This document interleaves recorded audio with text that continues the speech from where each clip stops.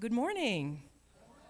How are you? How are you? How are you? See, that's what happens when you haven't even had your coffee yet. How are you? How are you?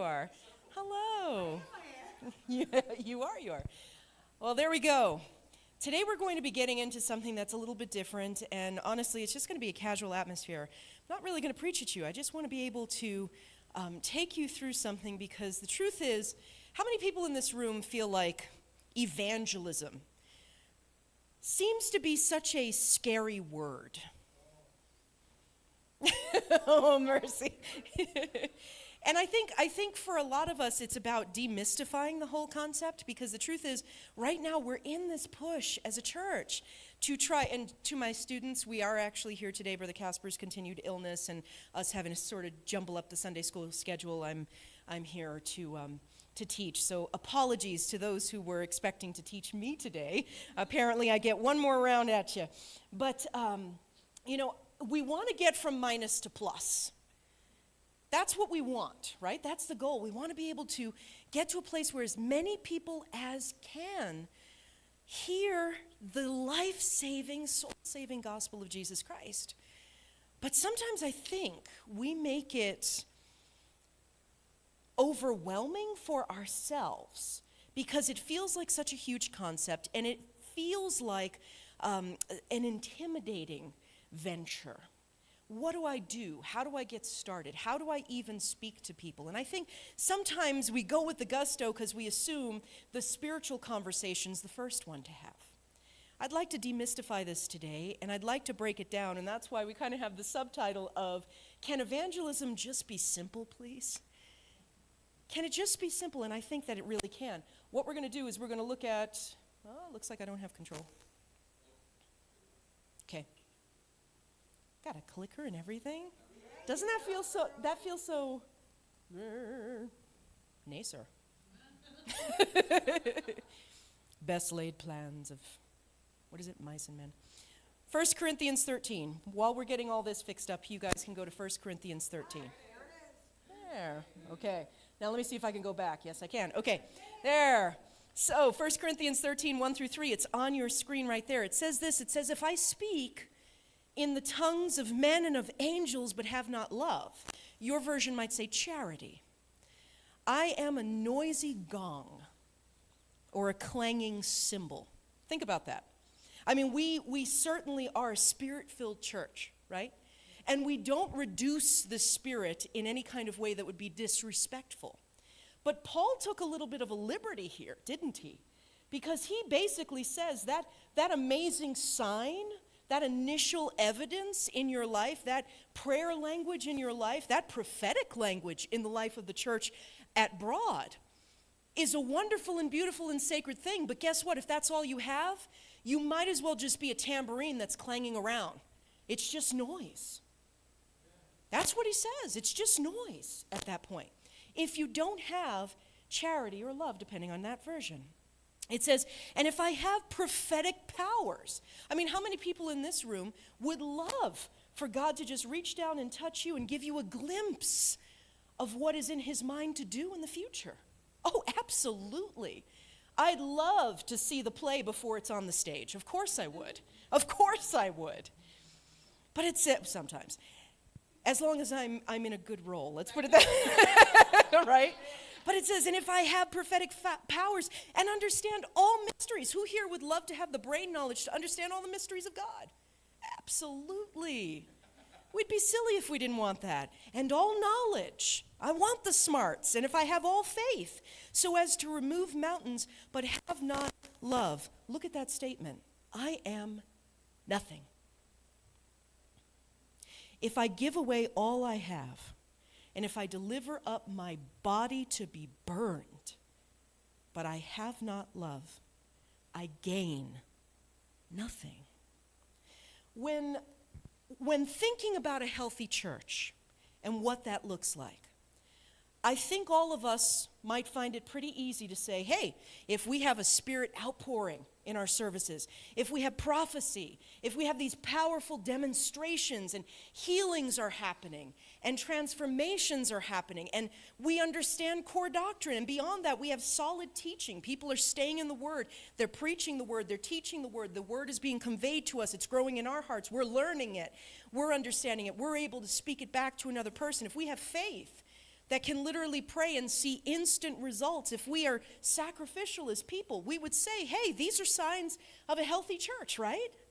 And I don't think there's anything wrong with saying those are good signs, but Paul, while he didn't necessarily dismiss the idea that these things should be present, that these things are elements, and if not key elements, to healthy Christianity that's really showing forth the power and the strength and the purpose of God, he insisted that actually your greatest pursuit, above all of it, is love. Now that Greek word for charity in some translations for love is not just emotional connection or favoring somebody based on the kind of relationship you have. This is somebody I'm sweet on. I love that person. I love them. I love who they are. No. This brand of love goes past emotion. It is not emotion, it is devotion. It is a devotion that says, what you are and what you do has nothing to do with what I'm about to give you. You don't earn it with me. You don't have to seek it with me. You don't have to curry favor with me. I am going to demonstrate love to you, and I'm going to put it in my actions, not in my words. I'm going to do for you what you need done. And it doesn't matter if you can pay me back, because I'm not seeking it. I don't want it. It doesn't matter if you can give me any benefit whatsoever. It doesn't matter if you don't even have the capacity to love me. You could downright hate me. But the love that Paul is talking about here is a love that goes past all typical human response. It is very easy as humans to give what we receive. We do it all the time. It is very difficult to give and never receive. This is the kind of love that's being talked about in this scripture. And if we have a lack of it in our lives, if it's not there, then all these other demonstrations of power are meaningless. It doesn't matter if you're Spirit-filled if you can't love. The Spirit then might be in some measure present in your life, but it is not ruling your life. So, let's get into some facts here. I'm going to say this. I'm going to say that it's highly unlikely that Spirit-filled people lack the capacity to love. I'm sure everybody in this room, is there anybody in this room who says, I cannot love anybody at any time under any circumstances? No. The truth is that's not who we are. That's not how we're built. Generally speaking, you have the capacity in you to love somebody. But what I actually think is that because love is not just a capacity, it's an act, it's an expression, it's an involvement that needs a target, right? That we might not so much need more love in our hearts, but actually just some straight up opportunities to give the love that already resides in us to somebody else. That's evangelism. Evangelism simply is finding a target for the love in you. That's all it is. Finding a target for the love that's already in you so that you have someone to gift it to. Now, when you bring that down, I hope, that we can sort of peel things back and start talking about some ways that we can actually express that love. Let me take us to this next slide. Here's the big question. Can people trust you? Because love expressed should build trust in the target. So here's some questions. Do you show up when you say you will? When you make a commitment to another human being, are you there? When you know you can help, do you? Or do you keep your resources to yourself? Do you know how to play fair? At your job, in your school, in your family? Are you the one who delivers the low blow every time? Or grabs the low-hanging fruit? Or do you actually know how to play fair and guard your mouth?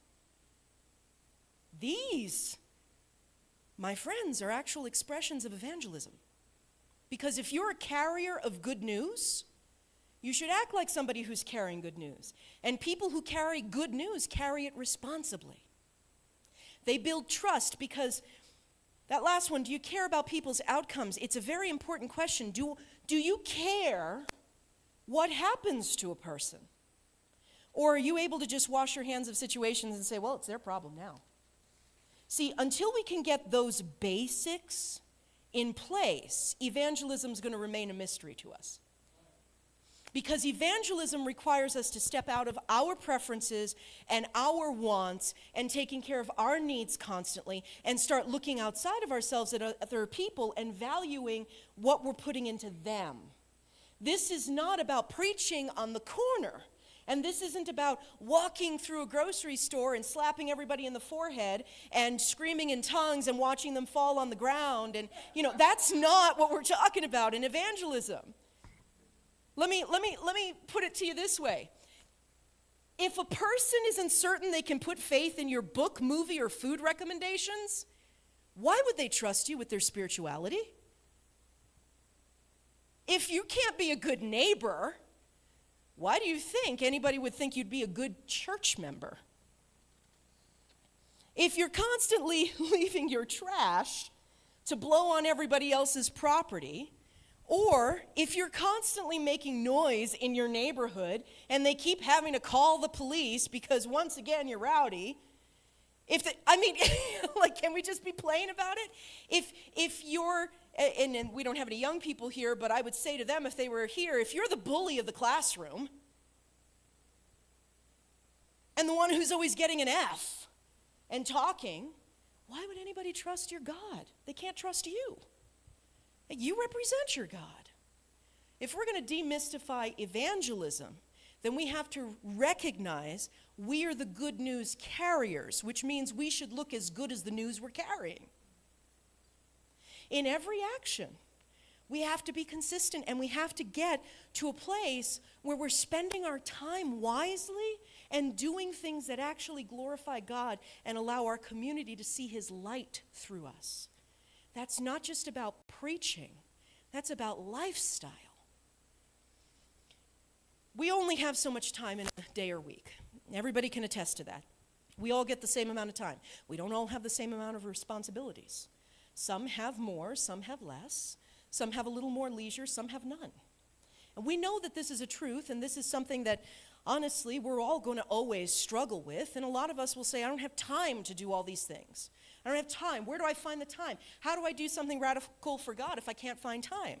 Well, we're going to talk about how you find time because you already have time. You just may not be realizing your time is actually an opportunity for you. Okay? But we know. Fine. It's a basic. It's a Christian basic.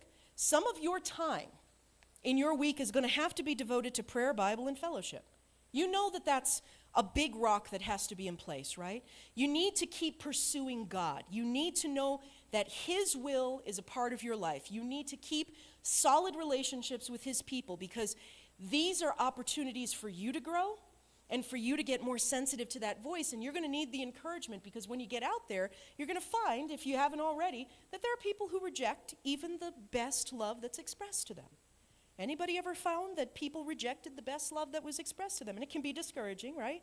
And you can think, oh man, I poured a lot into that and look what it got me. This is why you have to remain solid. Of the first things that you do, make sure seeking God's face, seeking His voice, being sensitive to His word, having that in you so it's a well that you can draw from, is a source of encouragement for you so that when you get out there, you've got something stable to be standing on.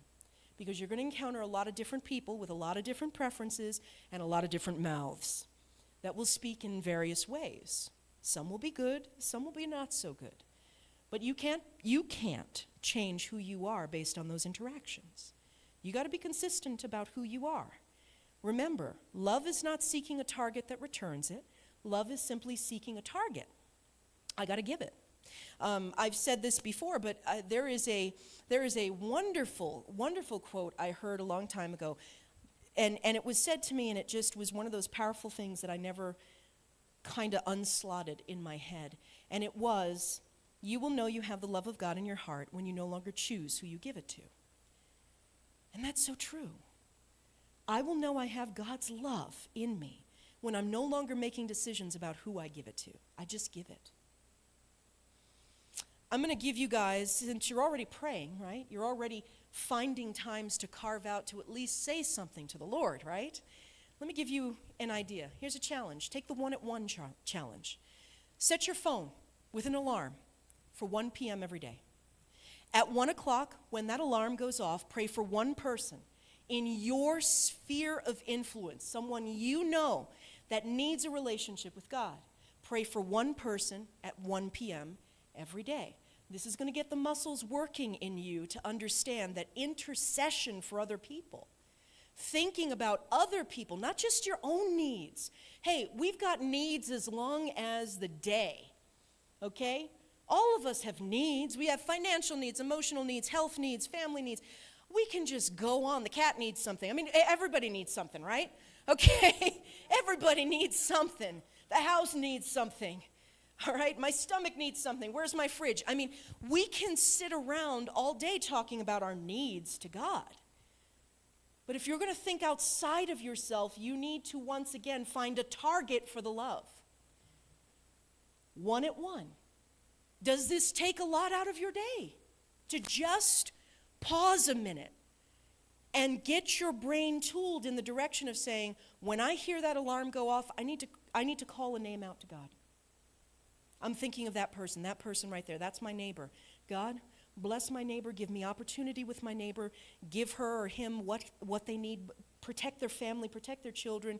Give me a softness towards them. Open a door. Just a few moments of your day, and you're already tooling yourself towards evangelism right there. We're demystifying it. It's not that crazy. It's not that complicated. It's about, I need to get this brain and this heart in line with God's brain and God's heart, which is always thinking about someone else. But there are also practical things that we can do, and I want to get into some of those practical things, and maybe you might think they're wild and crazy, but I got news for you. Churches have been built off of some of these ideas. Let me give you one of them. Start a prayer posse on social media. I know somebody who is actively, and I mean actively, building her church, not even being a leader in the church. She has no title. She has no horse in the race at all. She's just a great, faithful person who sits on that pew. And every single Monday, she jumps on her Facebook, and she says, it's Monday again, folks. She set a little reminder in her phone for whatever that is, 2 p.m., let's say, every single Monday. She sets this reminder, and she jumps on social media and she says, it's Monday again, and I'm praying for my friends. Thread down and tell me what I'm praying for. Do you know how many she sometimes has hundreds of responses. I watch it and I'm like, my word. And you know why? Because she does something else. She takes it to the next level. She posts a silly little, look, you're all posting memes. I see them. Okay. I laugh at them too. All right. You got time. You're all doing it. You're already posting funny things, right? You're already posting random things about your family and pictures of yourself with your duck face. So, if you're already doing that, oh, she brought up the duck face. No, I really haven't seen duck faces in the church. I'm just kidding. But truly, you got all these things that you're posting already. So what does it take to just say, hey, does anybody know how many friends they have on Facebook generally? 202, 700. Okay, we're almost at 1,000 people of influence.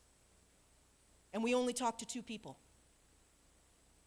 And I've probably got close to 1,000. Think about it. Because you have the ability to reach more people than you realize, as long as you start retooling yourself to not just reach for your own likes and glorification of your own life. If you jump on social media and you say, hey, it's Monday. Every Monday, I'm committed to praying for you. What can I pray for? Here's what she does. After these people post all these things, these prayer requests that are just lining up, she begins to pray through those things. She doesn't just collect them. She prays, and then she follows up with the people a week later. How is that going? How are things going with that prayer request you put in last week? How are you doing with that? How are you feeling? Did that healing come yet? What else can I pray for? She's put so many people on the pews of her church because they know that she cares about them. Because it's not about likes. She actually wants to know what is going on. And you know what? Maybe you don't get a lot of prayer requests. That's even better, and I'll tell you why. Because with those few and your extra bit of time now, there is nothing that stops you from taking your phone, reversing your camera, praying for 30 seconds on camera, and sending it to them. So they know you prayed. Now what does that do? You've just made yourself trustworthy. You've just made yourself a person who's willing to go to bat with God on behalf of another person. And you didn't even leave your living room or take off your PJs. You didn't have to strap on your shoes. You just use the tool that's sitting right in your purse or your pocket right now, with the influence you already have right now. Start a prayer posse. What else can you do? Well, for you guys who are still in the stage where you have kids who are in school, and maybe you don't, but you have time, and you have a school near you, sponsor a school, sponsor a classroom, sponsor a team, sponsor a student group.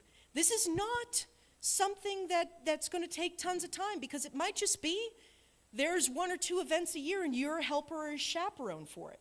Let me tell you what that does. Number one, I know this much. Parents really value other parents and other people who devote their time to students. Those are their kids. And if you're a person that's trustworthy enough, that's keyed in the direction of wanting to take care of people enough, that you're willing to devote a little time and say, hey, I'll do that for that team, or I'll do that for that group. I'll go ahead and I'll volunteer, I'll help, I'll chaperone. Now they know that they can trust their kids with you. You see how that works? If they can trust their kids with you, when you start telling them about fall festival and you start telling them about Sunday school, they already know that you had influence around their children and you didn't abuse that moment, so you probably come from a group that also values not abusing that moment or that privilege. If I'm person A that's just walking up in the middle of the street and saying, hey, I see you have little kids, can you want to come over here? I don't know, if I were a parent, I'd kind of be like, can you back away from the vehicle slowly? Because I don't know who you are and these are my kids. It's different though, because you have a bigger body then that's endorsing you and saying, oh, we vetted this person, this is a good volunteer, kids are safe around this person. Now you have a platform to speak, because there's trust that's building up. It might be that you find yourself a little classroom, a teacher, maybe you know somebody in the school system, and you can say, hey, is there a classroom? Because I have learned that in this area, and actually makes my heart bleed coming from the fact that my husband was an educator for many years, but I've heard that the teachers in this area often have to outfit their own classrooms. Wow, that's rough. That's financial burden right there. You know, and teachers aren't necessarily loaded with money. I recognize, we're from the East Coast where there's big unions and all these things are in negotiation constantly, so teachers are paid what they truly are worth, but I recognize that out here it's a labor of love, because not everybody gets what they should for the effort that they put forth. Teachers are a gift. They're a real gift. They're especially a gift when they're not paid well, and they still are willing to do it because they love being able to set up the future for this country. So think about this for a moment. If you don't have a ton of time, but maybe you have some resources, what does it really cost you to go out and spend $50 that you might have spent on a dinner and buy some supplies for a teacher who that $50 means they can't pay their electricity, but they were willing to do it for your kids? That builds relationship. Now you have an open door because you've shown them, I don't need anything in return. This doesn't even directly benefit me, but let me help you. Let me do something for you. Let me bless you because you're blessing all these kids. What does that do? What powerful statement is that? Maybe it's just as simple as bringing handwritten encouragement cards, because you got some time on your hands, or maybe some tiny gifts at the holiday and just give it out to a group, a student group, whatever, a team. That's it. Just let me give them something. These are small things, but this, never mind, this is evangelism. Because evangelism is not in big charades and theatrics. It's in moments in which you let another human being know you matter to me. On a natural level, in tangible things, in basics, and in your soul. But let me show you that you as a human being matter to me, so that you can then trust me later when I say your soul matters to me too. These are small things. Adopt a senior center. I got to tell you something. When I was a chaplain, there were a few times that they had me go to the senior center. Now, at the time that I was doing chaplaincy in Massachusetts, I was still in my 30s. You know what's funny about this is you would figure, I'm in my 30s, why would anybody confuse me for their grandchild? But here's the thing. I would go in there, and they asked me, there was a point in time in which they offered me a job to be the actual chaplain of the senior center in Falmouth, Massachusetts, and I had to decline because my heart actually couldn't handle it. I was not built for it. It made me too sad. Because I would walk in there, and the moment I would walk in, I would have 5 and 6 people in their wheelchairs coming at me, calling me their grandchild's name, who they hadn't seen in years because they didn't come round. And they weren't seeing my face. They were seeing what they wanted to see, who they wished they saw. And so I've got one calling me Catherine, another one calling me Janet, all this, and they're all coming at me, how are the kids, how are this, and I couldn't play that game. It was too hard on my heart. It ended up going into the hands of somebody who was very well equipped for that. I was better for hospitals. I was better at dealing with medical issues and dire situations like that and dealing with death, believe it or not. I was actually more equipped to handle that than I was to handle the deep loneliness that I found in senior centers. It was hard on my heart.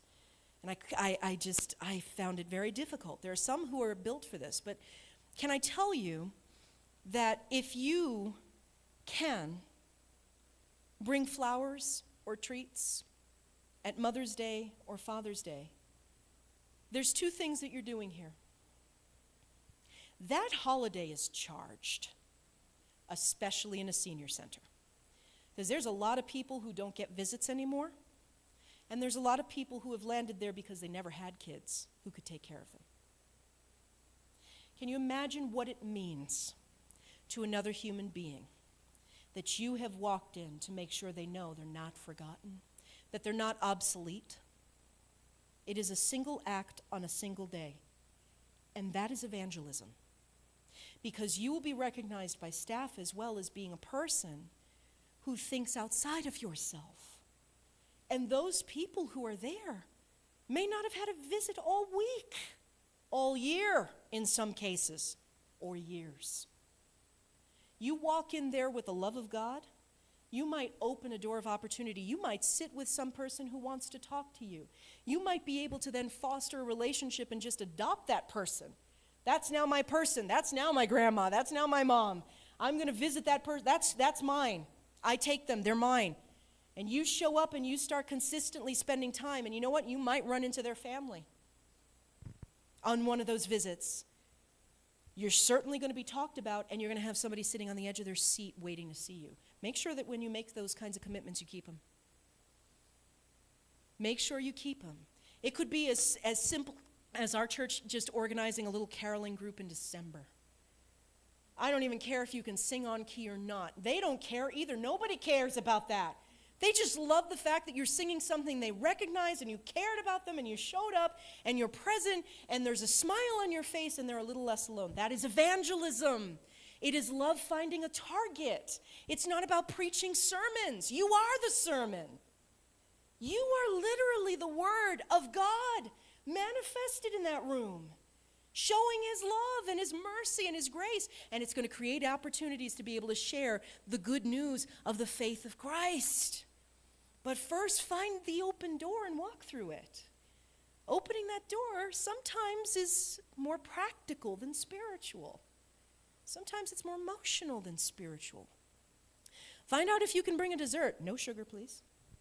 A lot of people cannot take that sugar. So don't bring them something they can't eat, because if they have to abstain, they have to watch everybody else eat it.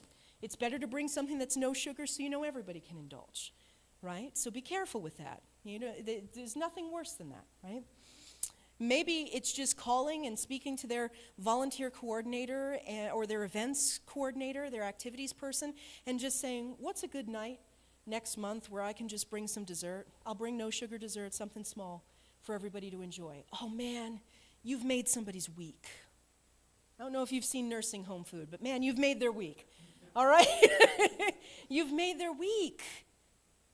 These are things that get you out of your regularly scheduled life and your ruts and your habits and your routines, and it gets you in front of other people doing new things and meeting new people and seeing what the Lord might do in those conversations. Here's another one, community food baskets. We could do this as a church. This could be a very simple thing for us to get together. If you know someone, let's say you want to do this on your own, if you know somebody in need in your neighborhood, gather them a themed item basket. You can go to Dollar Tree and get a lot of these things. It's not about the grandeur of it if your pocket can't afford that. It's about the gesture of it. It's no strings attached. It's knocking on somebody's door and saying, I was thinking about you this week. I know we really haven't had a chance to talk, but listen, I just put a little something together. I just want you to know I'm here. You know, if you run out of sugar, come knock on my door. They'll laugh about that, because that's those are the old days when we used to do those kinds of things, and we don't really do that anymore, right? But it's nice to just knock on the door. You run out of sugar, you come see me. In the meantime, here's a little something. I'm just thinking about you this week.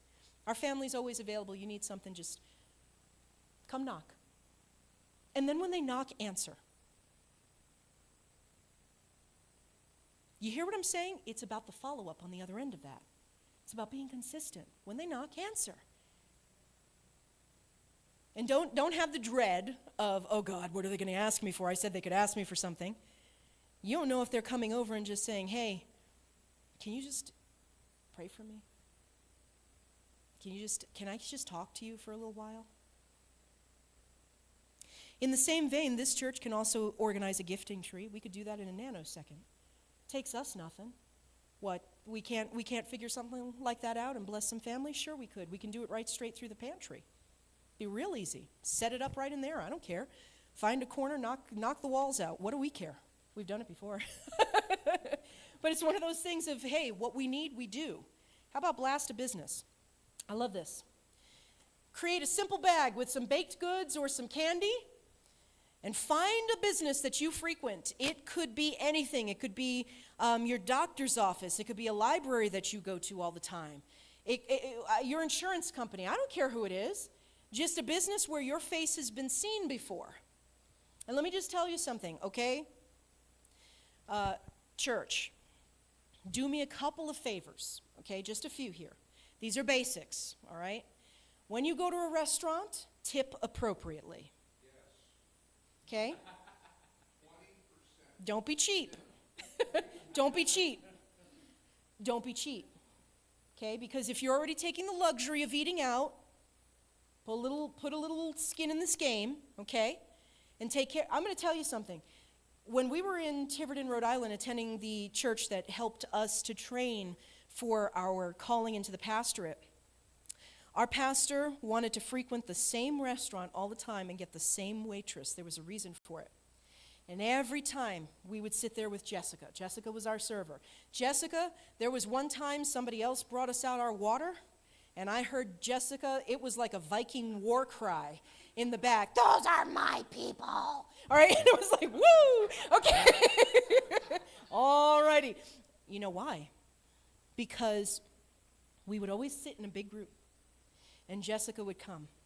Nobody would bug her. Nobody would ask her for 1,000 things and complain about the meal. Please, okay? If you're going to a restaurant and you're the light of Christ, stop sending your food back. Yes. Okay? Stop it.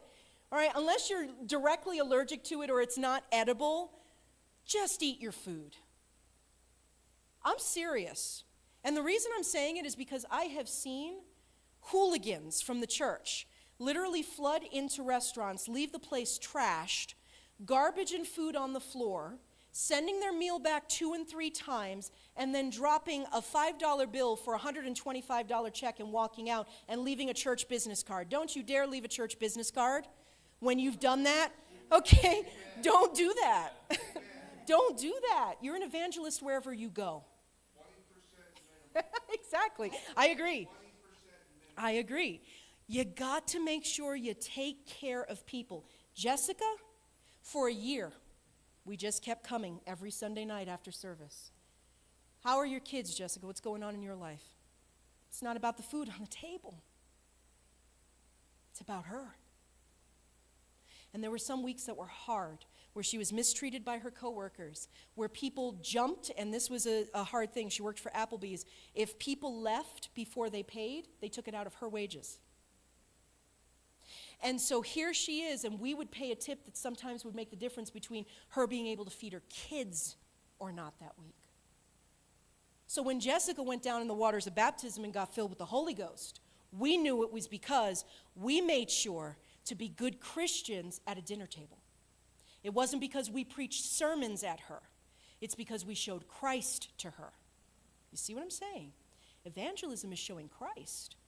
When you go, here's another thing I will ask of you. When you go to the grocery store, do me a favor. Put your cart back in the corral. Put your cart back in the corral. Do you know how many times I have seen people sweating through their clothing or in the freezing rain and the snow trying to gather from the furthest reaches all of those carts? You know how many times I've been walking my cart back in the rain to put it in the corral, and the person who is dragging 50 carts behind them, sweating through it, will say to me, "Thank God for you." Literally, I've had it. "Thank you so much." Yeah, I know it's their job, but did you have to make it more difficult? Does anybody like it when their job is made more difficult in this room? No. You're a Christian. Be responsible with everything that comes into your hand. If you don't think that's evangelism, guess what? Those are doors of opportunity to talk to a person.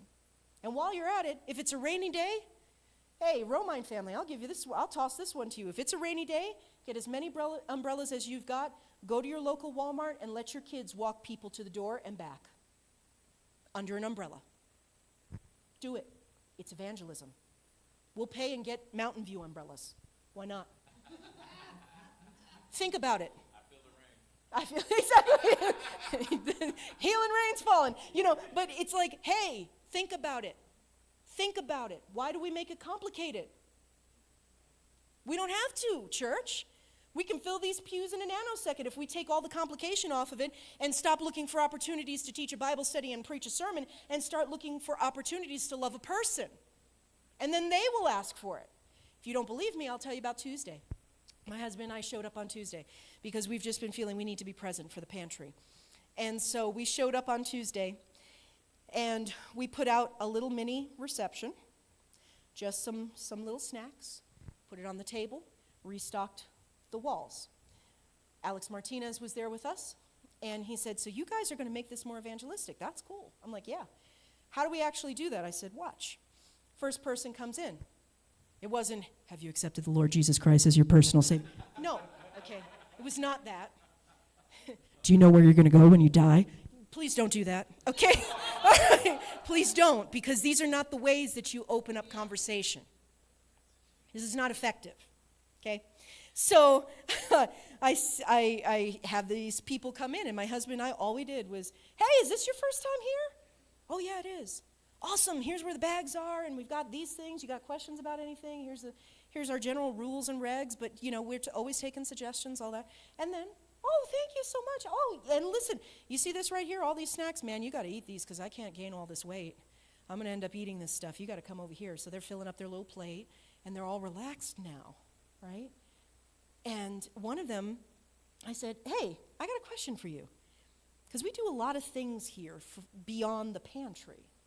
I said, "You got any kids in your family that might like a really safe kids event?" "Oh, God, yeah, I have 2 kids myself, and I'm always looking for things for them to do." "Oh, well, listen, we have our fall festival next month. We got a lot of people who won't even go trick-or-treating in their neighborhoods anymore. They only come to this event. And it's because it's perfectly safe. We have security around the clock. You and your family can eat. We don't charge you anything. They can have all the candy that they want. It's great. Games, all of it. Oh, man, I didn't realize you guys did that. So wait, this pantry is an independent? Oh, no, we're a church. My husband and I, we pastor the church. You guys are the pastors? Yeah. And I said, well, do you have a home church? And she's like, well, I mean, I've always wanted to go to church, but nobody's ever invited me. I've always wanted to go, but no one ever invited me. My husband said, then you'll be our guest. Really? Well, give me the information. Then she says, I've always wanted to learn the Bible, but nobody ever taught me. Oh, well, I'll teach you. Yeah, but I don't have a Bible. Then I'll buy you one. These are no big deals. We got you.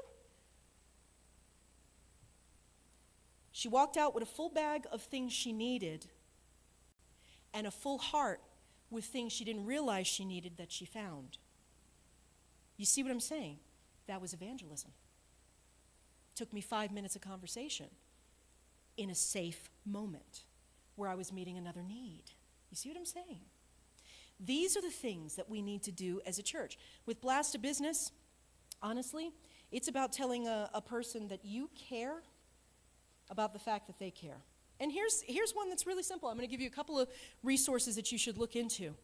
If you do any kind of hobbying, if you like gaming, I don't care what you do, whatever it is you like, tabletop gaming, whatever, some mutual interest, maybe you enjoy painting, whatever the case may be, it doesn't matter what your hobby is. As far as I'm concerned, you could be a person who likes making birdhouses. I guarantee there's somebody else who likes it too. Whatever you enjoy, it's very likely your hobby is something that's shared by other people. It's a mutual interest somewhere. Jump on the city Facebook group. Find people with mutual non-church things that they enjoy. I mean, don't go on the Facebook page and be like, how many of you want to talk about Jesus? I mean, you might get some responses, but it might be different if you say, how many people enjoy going bowling? Because I actually want to start a little group of us that go on Friday nights. Simple. What I'm telling you is if you want to be an evangelist, go make friends. Just go make some friends.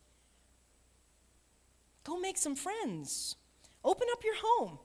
If they won't come to your home, find public spaces. If you aren't getting any bites, then join a group that already exists. Meetup.com.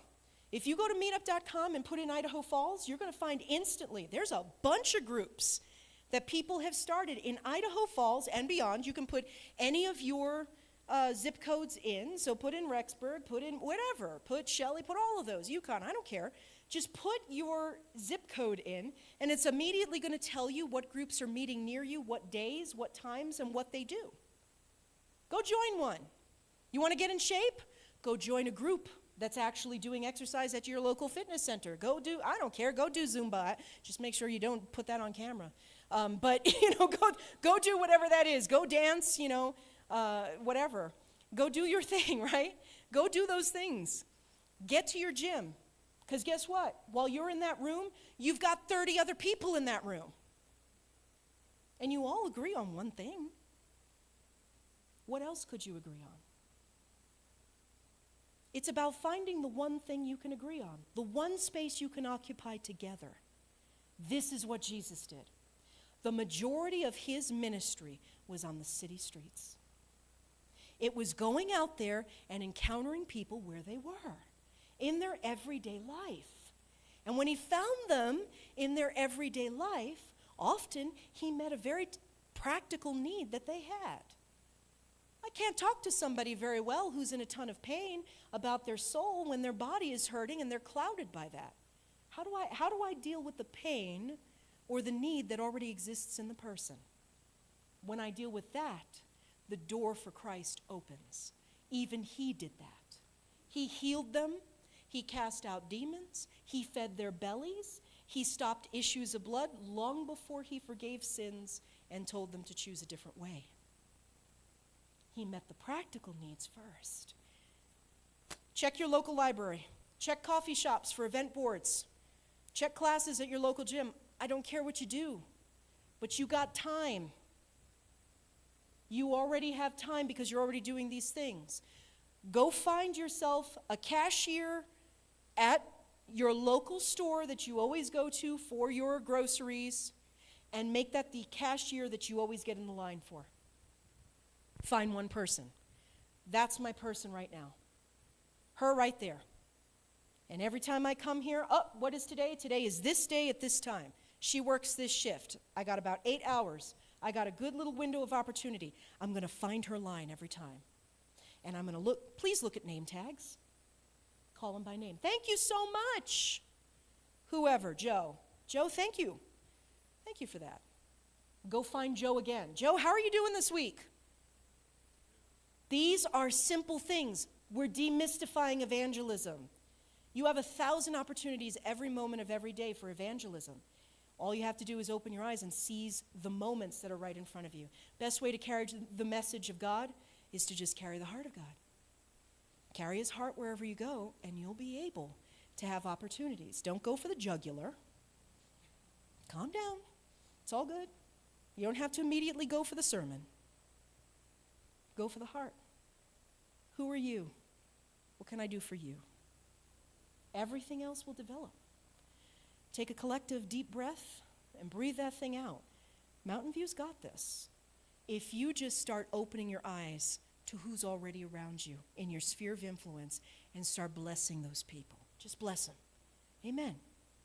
Awesome.